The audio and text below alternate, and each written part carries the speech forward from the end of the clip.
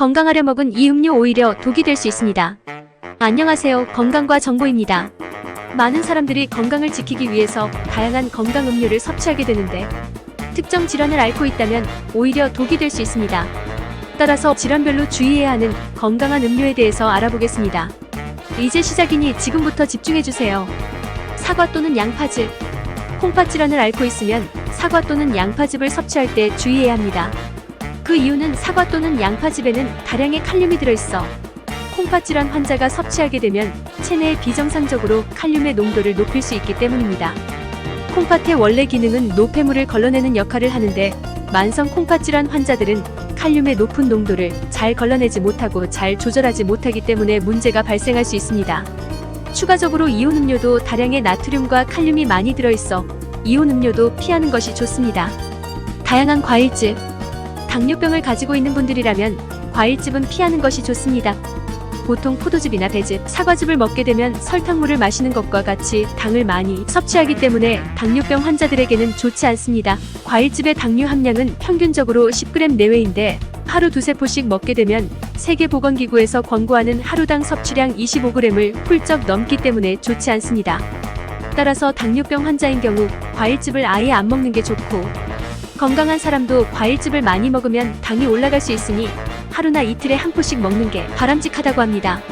추가적으로 임산부들도 과일즙을 섭취하게 되면 당 지수가 높아져서 임신성 당뇨나 태아 비만 발생 가능성이 높아진다고 합니다. 마늘즙.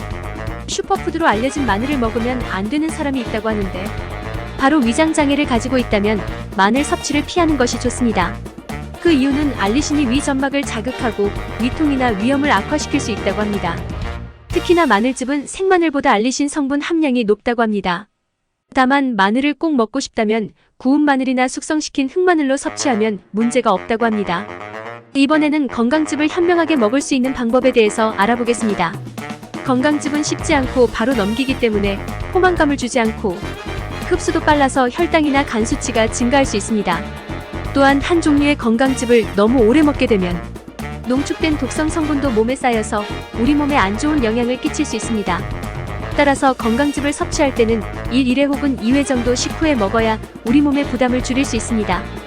또한 장기간으로 복용 시 좋지 않고 3개월 정도 섭취하고 몸의 변화를 지켜보고 6개월을 안 넘기는 것이 좋습니다. 그리고 원재료 및 함량을 확인하는 것이 좋고, 일반적인 유통 경로를 거쳐서 판매되는 제품 같은 경우 합성 착색료 보존제 등이 들어있는지 체크하는 것이 좋습니다. 그 밖에도 2개 이상의 농축즙을 동시에 먹게 되면 위장에 부담이 될 수 있으니 주의해 주시면 되겠습니다. 마지막으로 당뇨병 환자들이 먹으면 좋은 음료에 대해서 알아보자면, 당뇨병 환자들은 물 대신에 마실 수 있는 달지 않는 것들이 좋습니다. 예를 들면 녹차, 보리차, 홍차, 콜라라이트, 제로콜라, 다이어트 사이다, 탄산수, 순백차, 옥수수 수염차 등이 있습니다. 오늘은 건강을 해칠 수 있는 음료 몇 가지에 대해서 알아봤습니다. 오늘 알려드린 정보 외에도 구독을 눌러주시면 더 좋은 컨텐츠로 찾아뵐 수 있도록 약속하겠습니다. 지금까지 건강과 정보였습니다. 감사합니다.